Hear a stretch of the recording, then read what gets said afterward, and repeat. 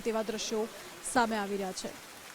આ સાથે હવે દ્રશ્યો બનાસકાંઠાથી પણ સામે આવી રહ્યા છે। બનાસકાંઠાના દાંતા તાલુકામાં બંધ માર્ગ ફરી શરૂ કરવામાં આવ્યો છે। બનાસકાંઠાના દાંતામાં ભારે વરસાદને પગલે પહાડો ઉપરથી પથ્થરો ખસીને જાહેર માર્ગ ઉપર ખાબક્યા હતા। ભેખડ ધસી પડી હતી, જેને પગલે એક તરફનો જે રસ્તો છે જે તંત્ર દ્વારા બંધ કરવામાં આવ્યો હતો। જોકે હાલ રસ્તા પર જે કાટમાળ છે, જે પથ્થરો છે, તે હટાવવાની કામગીરી અત્યારે કરવામાં આવી રહી છે।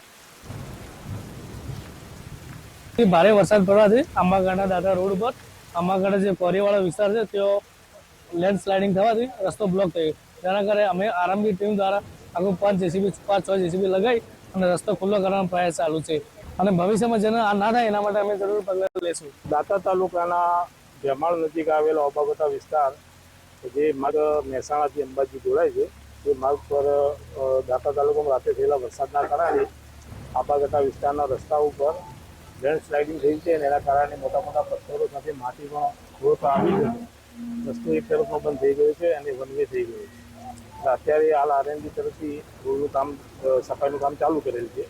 અગાઉ ભાદરવી પૂનમ જે આવી રહી છે, પૂનમની અનુલક્ષીને રોડનું કામ નહીં કરવામાં આવે તો યાત્રાઓને સારી એવી તકલીફ પડે એવી શક્યતાઓ જણાઈ રહી છે। દાંતા તાલુકામાં 9 ઇંચ જેટલા વરસાદ પડવાને પગલે આપ જોઈ શકો છો કે જે અંબાજીથી જે સતલાસણા તરફનો જે માર્ગ છે, આંબાગાંઠા વિસ્તાર તરીકે જે ઓળખાય છે, ત્યાં આગળ ઊંચા ઊંચા પહાડો આવેલા છે।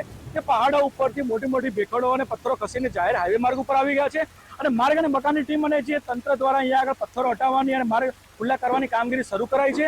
વાત કરવામાં આવે તો ગુજરાતના બનાસકાંઠા જિલ્લામાં અત્યારે વહીવટીતંત્ર દ્વારા વરસાદની જે ભારે આગાહી કરવામાં આવી છે, તે આગાહીને પગલે અત્યારે વહીવટીતંત્ર દ્વારા પથ્થરો હટાવવાની કામગીરી શરૂ કરાઈ છે અને બનાસકાંઠા જિલ્લામાં દાંતા તાલુકામાં ભારે મેઘરાજાએ ધમધમાટી બોલાવી છે। સતીશસિંહ રાજપૂત, ગુજરાત ફર્સ્ટ, અંબાજી।